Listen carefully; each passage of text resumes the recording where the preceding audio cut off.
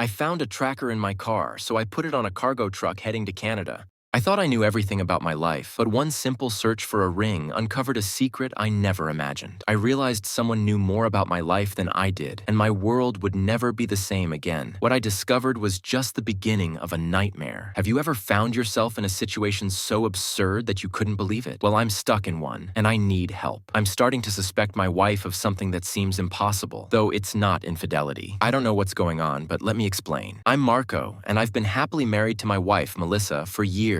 She's great, but very paranoid, especially since I travel often for work. It can be annoying, but I understand she just doesn't want to be apart from me. It's one of those things that, while challenging, I've learned to live with. A few months after we got married, Melissa became more suspicious and insecure, even though we've always had a strong relationship. But this week, something happened that threw me off. I had to travel far for work, and Melissa wasn't happy. After a bit of convincing, I left for the trip, but things got strange the next day. While I was at a gas station, I found a suspicious small device under my car seat. It looked like a tracker. At first, I thought it might be for some important reason, but I couldn't shake the feeling it was meant to track me specifically. No one else has access to my car, except for me, Melissa, and my best friend Leon. After finding the tracker, I started to wonder, could Melissa have placed it there? But why would she do that? It seemed too crazy to believe. To make matters worse, she became even more paranoid and demanded to know where I was, even though I'd already told her. It made me suspicious. Was she behind this? To test my theory, I left my car at a friend's house and returned home. Melissa didn't believe me when I said my car broke down. Her reaction made me more suspicious. I decided to place the tracker in a cargo truck heading to Canada to see if anyone was tracking me. Not long after, I received a strange call from a man who just breathed heavily before hanging up. I was terrified, but I couldn't confront Melissa without knowing the truth. So I asked a private investigator, David, to look into it. When we met, he warned me that I wouldn't like what we found, but I pressed on. Days later, David called me back. What he told me shattered my world. Melissa wasn't the only one behind the tracker. My best friend Leon was also involved. They were having an affair. The tracker was meant to help them know my real-time location. To make matters worse, Melissa had been planning to kick my parents out of the house I bought for them, with the intention of taking it from me and leaving me. David showed me photos of Leon and Melissa kissing. I couldn't believe it. These were the two people I trusted most. I felt betrayed beyond words. And now I have to decide what to do next. I won't let them get away with it. This is far from over. I never thought I'd find myself in this situation, but here we are. I had always trusted Melissa and Liam, even considered them family. The betrayal hit me harder than I ever imagined. To take control, I set up hidden cameras and recorders around the house, planning to expose them once they followed through on their plan. I tricked Melissa into believing I was transferring the house to her, and it didn't take long for her to carry out her scheme. She kicked my parents out, claiming the house was hers and that she was leaving me. I didn't act immediately. I played along, making sure to have Liam and his wife involved when I confronted them. As planned, when the moment came, I revealed everything: photos, recordings, and evidence of their affair. The look on their faces was priceless. Melissa's family was shocked, and her mother slapped her when she tried to justify herself. Liam, too, tried to defend his actions, but was swiftly knocked down by me. The police were called, and Liam was arrested. Melissa was thrown out, and our relationship ended there. It's been nearly a month since that day. Divorce proceedings are underway, and while Liam's life is falling apart, mine is slowly moving on. I don't care about getting back with my ex. I just want closure. Some might say I should have seen the signs earlier, but as someone who finds it difficult to read people, I didn't. Looking back, though, I regret nothing. My focus is now on moving forward, away from people who've betrayed me. As for Liam and Melissa, I don't know where they stand now, and frankly, I don't care.